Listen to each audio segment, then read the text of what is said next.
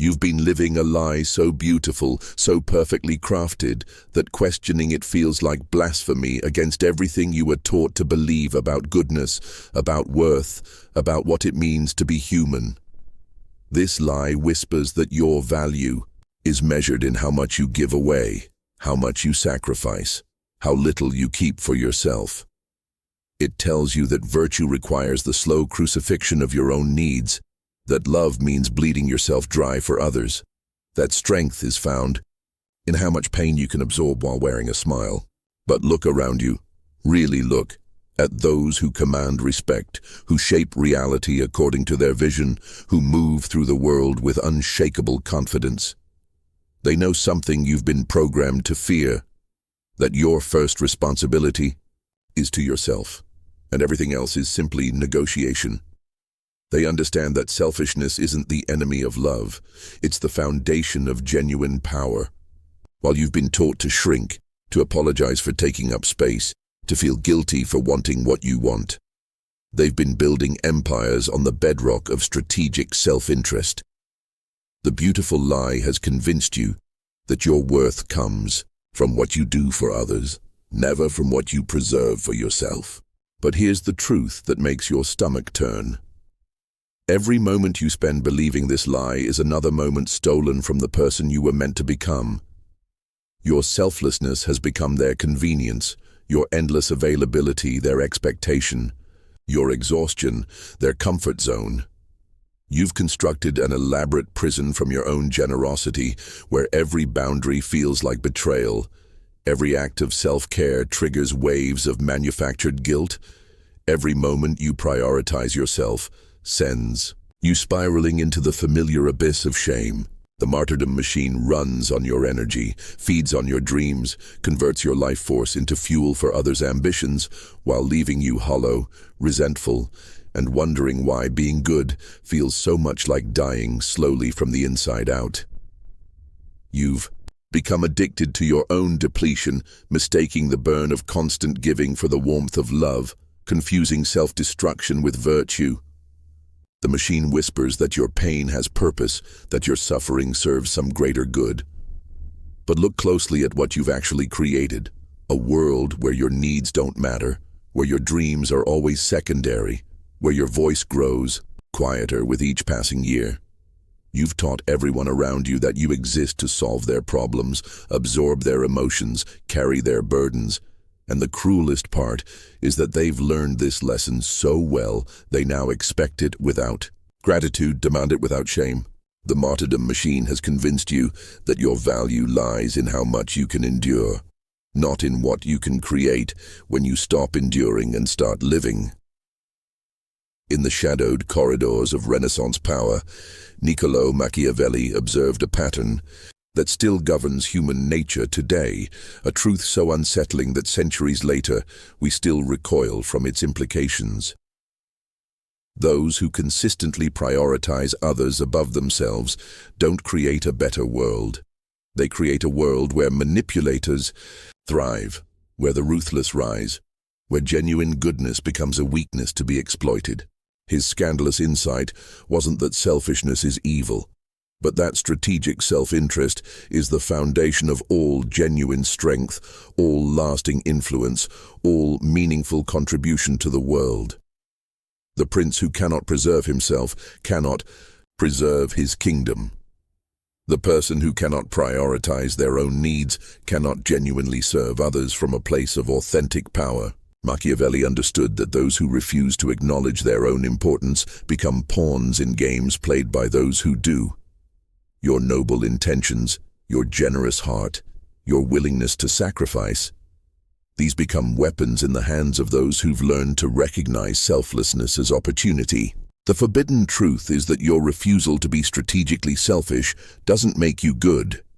It makes you useful to people who feel no such compulsion towards self-sacrifice. In the economy of power, those who undervalue themselves will always be undervalued by others. They tell you to put on your own oxygen mask before helping others. Yet you live your entire life suffocating while desperately trying to breathe life into everyone around you. This isn't metaphor. This is the daily reality of your existence, gasping for air while your lungs burn, your vision blurs, your strength fades, all while maintaining the illusion that you're fine, that you can handle it, that somehow your depletion serves some greater purpose. Your self-preservation isn't selfishness, it's the prerequisite for everything else you claim to value, the foundation without which all your noble intentions become meaningless gestures made from a place of emptiness rather than abundance. When you prioritize your health, your energy, your mental clarity, your emotional stability, you don't become less valuable to others.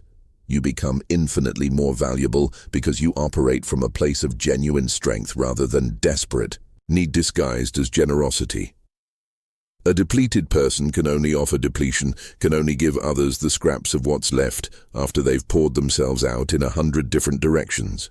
But when you honor your own oxygen mask, when you breathe deeply and fully, you discover that you have so much more to offer, not from obligation, not from guilt, not from the compulsive need to prove your worth, but from the overflow of a life lived with intention, purpose, and respect for your own fundamental value.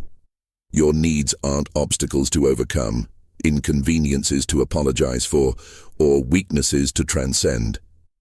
They are intelligence from the deepest part of your being, signals from your inner wisdom about what's required for you to function at your highest capacity. When you learn to treat yourself as your most important strategic asset, every decision becomes clearer because you're no longer making choices from a place of unconscious self-betrayal. Every relationship becomes more honest because you're no longer performing the exhausting theater of being someone who needs nothing, wants nothing, requires nothing. Every goal becomes more achievable because your energy isn't scattered across 1,000 different obligations that have nothing to do with your authentic desires. You stop betraying yourself in the small ways that accumulate over time into a life that feels completely foreign to who you actually are. And you start building from a foundation of self-respect that can support genuine generosity rather than compulsive giving. The strategic self isn't selfish in the way you've been taught to fear. It's the only self capable of making choices that align with your deepest values rather than your surface-level conditioning. When you honor your needs as sacred information rather than shameful demands, you discover that taking care of yourself isn't the enemy of taking care of others. It's the only way to take care of others without losing yourself in the process. Watch carefully how the entire dynamic shifts when you stop being infinitely available, endlessly accommodating, perpetually self-sacrificing. Notice how some people suddenly become uncomfortable with your presence, how others begin to respect you in ways they never did before. How the quality of your relationships transforms when you stop accepting treatment that doesn't match your worth. Your boundaries aren't walls designed to keep love out. They're the sacred architecture of respect, the framework that teaches others how to value what you offer rather than take it for granted.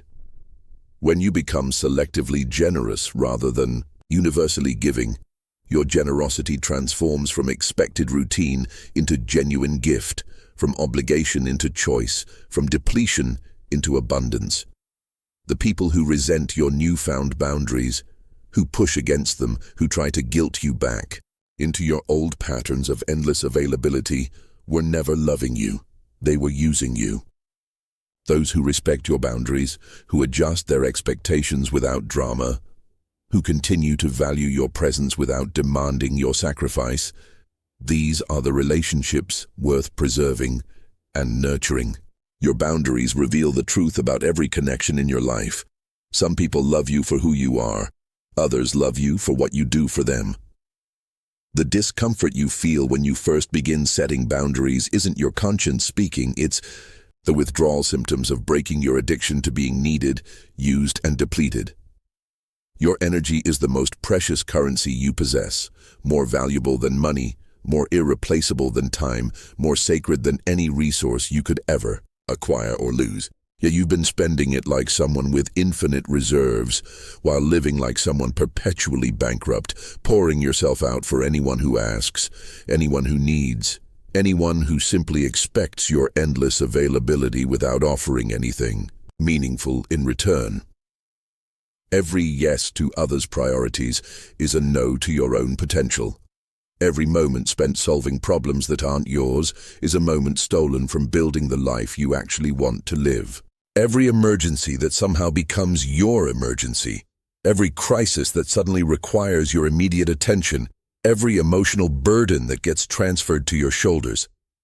This is your energy being converted into fuel for other people's lives while your own dreams sit waiting neglected, slowly dying from lack of attention. Strategic selfishness means treating your energy as sacred, as finite, as deserving of the same careful consideration you would give to any precious resource. It means investing your energy where it multiplies rather than where it disappears, into the endless void of others' needs and manufactured emergencies. When you begin to see your energy as currency, you start making different choices about how you spend it, where you invest it, and what kind of return you expect from that investment. You stop giving your best energy to people who take it for granted and start reserving it for the relationships, projects, and pursuits that actually matter to you.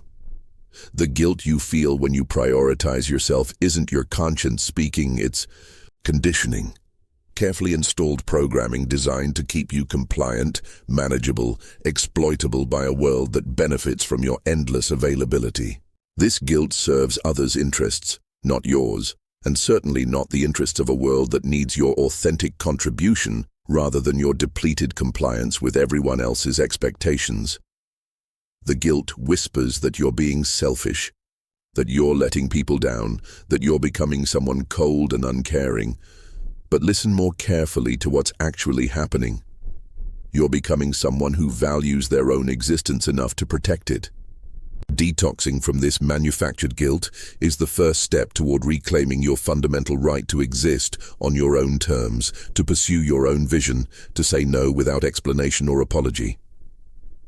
The people who benefit from your guilt will try to maintain it, will remind you of all the ways you used to sacrifice for them, will paint your newfound self-respect as cruelty or selfishness. But watch what happens when you stop carrying guilt for taking care of yourself. You discover reserves of energy you forgot you had, clarity about what actually matters to you, and the capacity to be genuinely generous from a place of choice rather than compulsion. The guilt was never protecting anyone. It was protecting a system that depends on your self-neglect for its continued operation. Not everyone deserves access to your best self, your deepest energy, your most valuable resources, and recognizing this isn't cruelty. It's wisdom, born from the hard-earned understanding that your capacity for genuine contribution expands when you stop scattering yourself across every request, every need, every manufactured crisis that isn't actually yours to solve. Strategic selfishness means becoming a careful curator of your investments, choosing to pour yourself into relationships and projects that multiply your impact rather than drain your essence into the void of endless, thankless demand. Look at your life right now. How much of your energy goes to people who never reciprocate? Problems that aren't yours to solve? Emergencies that somehow always become your responsibility? How much of your best self is being consumed by interactions that leave you feeling empty, relationships that take more than they give, commitments that serve everyone's interests except your own? The selective investment strategy isn't about becoming cold or calculating. It's about finally becoming honest about the difference between genuine need and manipulative demand, between people who value your presence and those who exploit your availability. When you begin investing your energy strategically, you discover that you actually have more to give, not less, because you're giving from abundance rather than depletion, from conscious choice rather than unconscious compulsion. The most counterintuitive and truth about strategic selfishness is that it creates more to give, not less.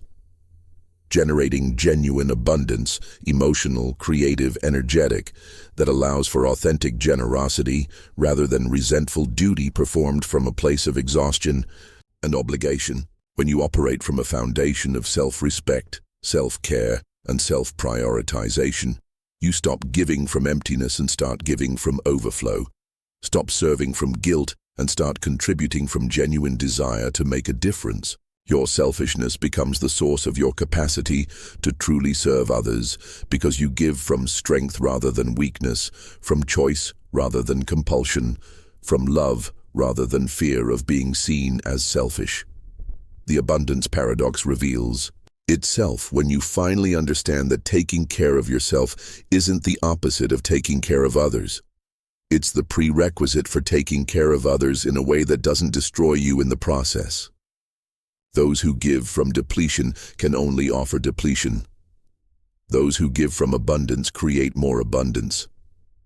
Your strategic selfishness fills your own cup first, ensuring that when you choose to pour into others, you're sharing something valuable, rather than passing along the dregs of your exhausted energy.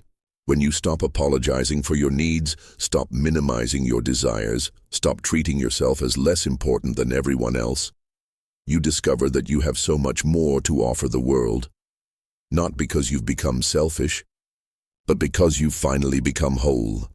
You now understand that the highest service you can offer the world is the fullest expression of who you are, which requires the ruthless protection of your resources, your energy, your time, your vision, against all the forces that would diminish, exploit, or redirect them toward purposes that aren't yours.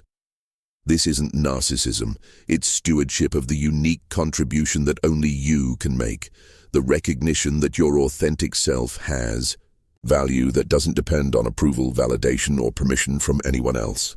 Your strategic selfishness becomes the foundation for everything else you build.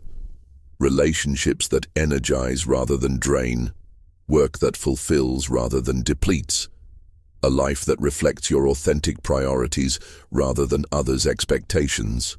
The sovereign life is lived from the inside out, not the outside in, guided by your own values rather than others' demands, powered by your own vision rather than others' needs. When you claim sovereignty over your own existence, you stop being a supporting character in everyone else's story and start being the author of your own.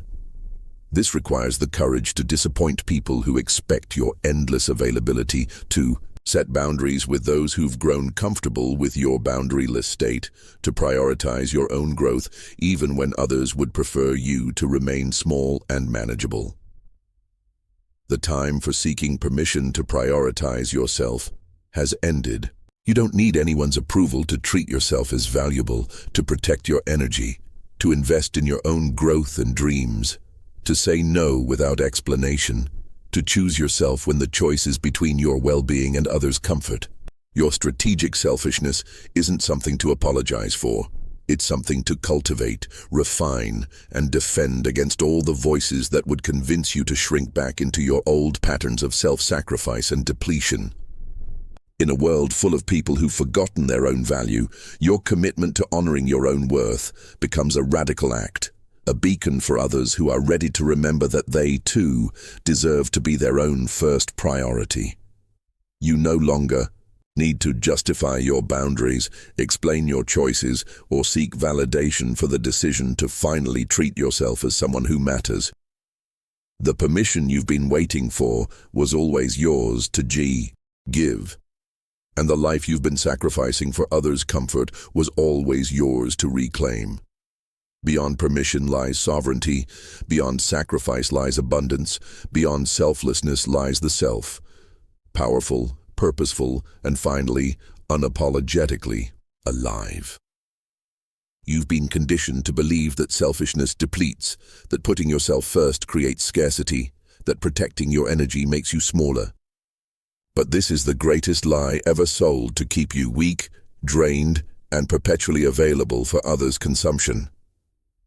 The most counterintuitive truth about strategic selfishness is that it creates more to give, not less.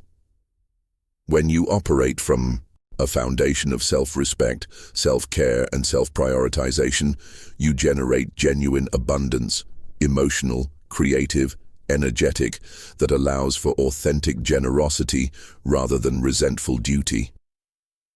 Think about the last time you gave from emptiness. Remember how hollow it felt, how forced, how tinged with bitterness and silent resentment. That wasn't generosity, that was self-destruction masquerading as virtue. You were performing goodness while bleeding internally, offering what you didn't have, giving what would leave you diminished. This is the poisoned generosity of the martyred, the depleted, the self-neglectful. It creates nothing sustainable, builds nothing lasting, serves no one truly.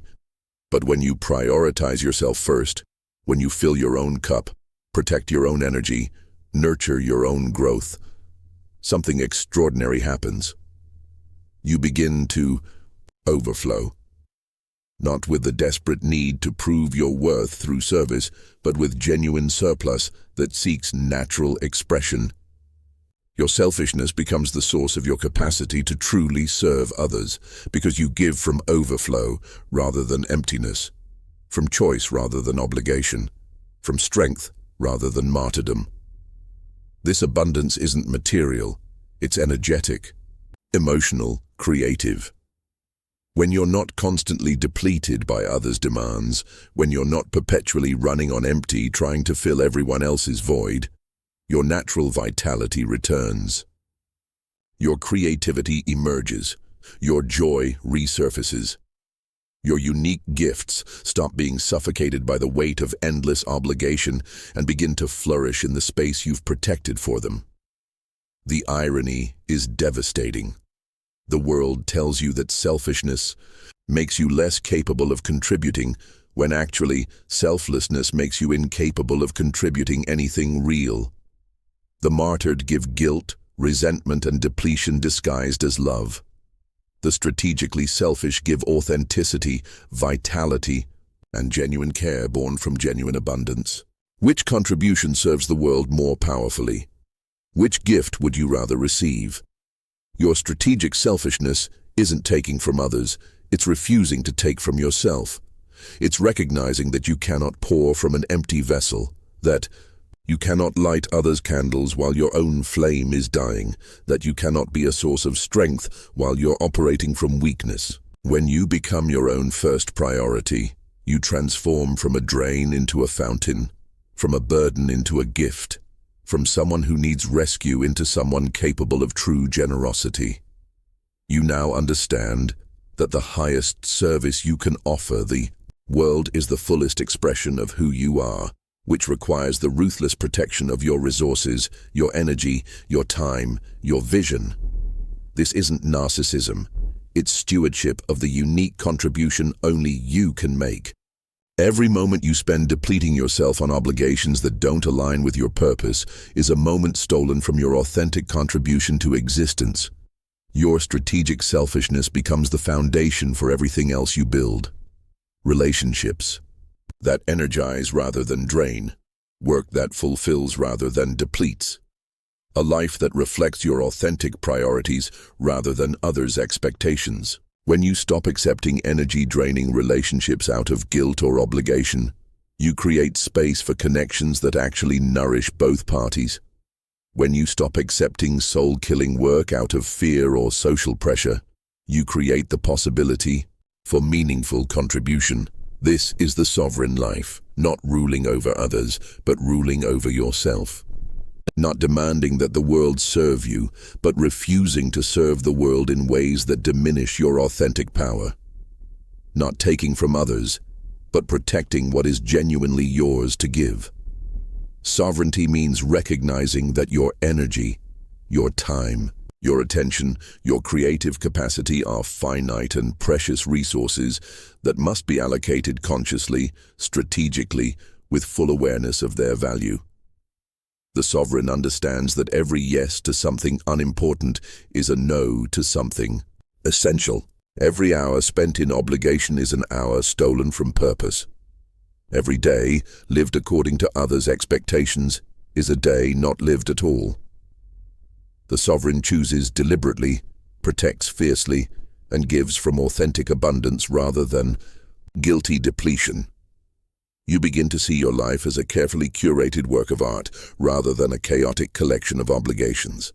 Each relationship, each commitment, each use of time gets evaluated through the lens of authentic alignment. Does this energize or drain me? Does this move me toward my authentic expression or away from it? Does this come from my genuine desire to contribute or from my fear of disappointing others? This isn't about becoming cold or calculating. It's about becoming conscious. It's about treating your life as if it matters, your energy as if it's valuable, your time as if it's sacred, because it is. Your strategic selfishness becomes the guardian of everything authentic and powerful within you, protecting your capacity to offer something real to a world drowning in false generosity and martyred giving. The time for seeking permission to prioritize yourself has ended. You don't need anyone's approval to treat yourself as valuable, to protect your energy, to invest in your own growth and dreams. Your strategic selfishness isn't something to apologize for. It's something to cultivate, refine, and defend. The world will resist your sovereignty because it benefits from your depletion, profits from your availability, feeds off your willingness to sacrifice yourself for others' comfort. But you no longer require external validation for your internal boundaries. You no longer need consensus to protect what is sacred to you. You no longer seek approval for the radical act of treating yourself as if your life, your energy, your dreams matter as much as anyone else's. This isn't rebellion. It's recognition. Recognition of your inherent worth, your unique contribution, your right to exist fully rather than partially. In a world full of people who've forgotten their own value, your commitment to honoring your own worth becomes a radical act, a beacon for others who are ready to remember that they, too, deserve to be their own first priority. Your strategic selfishness gives others permission to value themselves, to protect their own energy, to stop apologizing for their existence. This is how change happens, not through martyrdom, but through modeling.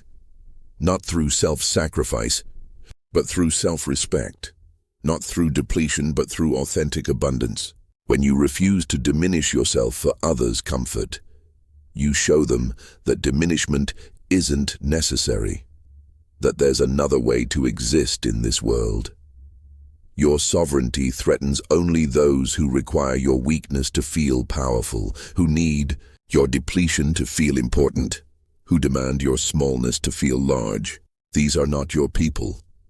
These are not relationships worth preserving. These are not voices worth heeding. Your strategic selfishness becomes the filter that separates authentic relationships from parasitic ones, genuine opportunities from energy-draining obligations, your real life from the performance of living. The permission you've been seeking doesn't exist because it was never required.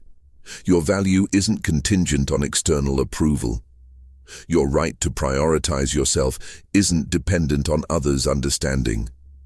Your strategic selfishness needs no justification beyond the simple, radical truth that your life belongs to you, and you are worthy of living it fully, authentically, unapologetically.